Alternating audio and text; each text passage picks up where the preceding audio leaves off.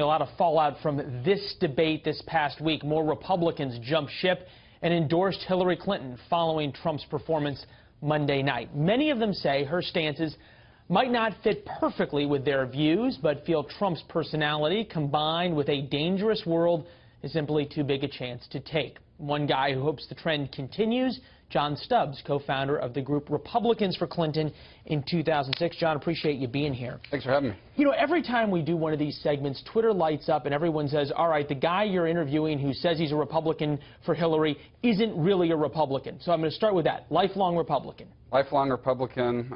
Put yard signs for George H.W. Bush in my neighborhood when I was in high school. Worked for Jack Kemp out of college. Bob Zellick and Rob Portman at USTR under the W administration. All right, so those are your bona fides. Twitter, feel free to take that to task as you see fit. Let me ask you this. Are you upset with your predicament right now? It doesn't seem like anybody with those kind of credentials would be too happy, at least with even having to think about endorsing Hillary Clinton. Of course. I mean, I think Republicans have been upset for a while. More Republicans voted against Donald Trump in the primaries than voted for him, even though he did get a lot of votes from new people joining the primary process.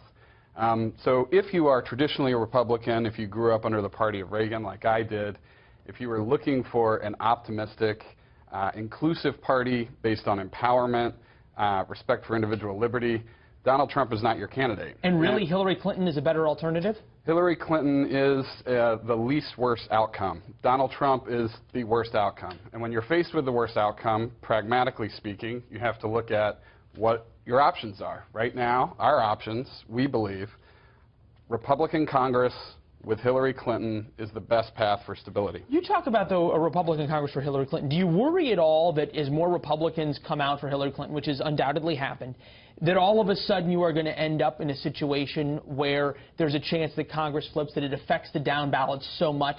Because more Republicans show up at the polls? Absolutely not. I think the opposite. If Republicans stay home because they're disaffected by Trump, there's a greater likelihood that the Senate flips to Democrats. Our effort, and we just launched a Get Out the Vote effort yesterday in North Carolina for Senator Burr, is go vote for your Republican representative, go vote for your congressman and your senator, and take back the leadership. That leadership can provide an opportunity for Republicans to advance Republican priorities with Secretary Clinton. As you talk about Secretary Clinton, Politico had an interesting piece today talking about this very issue of Secretary Clinton vis-a-vis moderate Republicans, which I'm guessing you'd self-describe as a moderate Republican, saying, and I'm quoting now, that gone are the references in Hillary Clinton's speeches to winning over moderate Republicans. She has now gone to a base-only get-out-the-vote strategy. Does that bother you at all, that it has become so much more partisan on her side? You don't get this big umbrella from her? No, I think she's consistently been throwing light on the Republican Party and reaching out to Republicans. You had more Republicans come out. Well, what has she reached out specifically that you're happy with? Tim Kaine as a selection is probably the biggest decision she's had to make in this election cycle, and that is a very moderate, that is a Republicans kind of Democrat. A Republicans kind of Democrat. Dare you say almost a Reagan, Reagan opposite, the sort of juxtaposition of a Reagan Democrat. Tim Kaine is a Republican. Kaine is a Republican. I'm trying to figure out how it's not happening. Yeah, he's a Republicans Democrat. I mean, if you're looking at, you know, she could have gone a lot of ways there, and I think people thought she might take Elizabeth Warren or Sanders, and many people in her party were upset. So it wasn't without risk for her to select Tim Kaine. I got to ask you about the polls, though, when it comes to the issue of Gary Johnson. We'll take a look at Florida first, as it is right now. Florida, latest poll, Hillary Clinton 46, Trump 41, 6%.